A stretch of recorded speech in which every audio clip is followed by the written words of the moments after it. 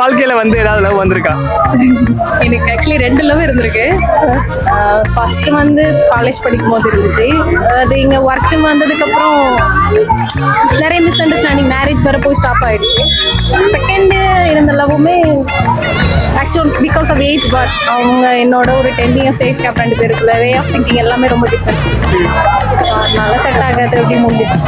இப்போ காதலுக்கு வயசு இல்லை அப்படின்னு ஸ்டார்டிங்கே தெரிஞ்சிருக்கும்ல, அப்படியே? சத்தியமா இல்லை, நான் சின்ன பொண்ணு இல்லை. ஸோ எனக்கு தெரியாது. 22ல ஸ்டார்ட் பண்ணேன்.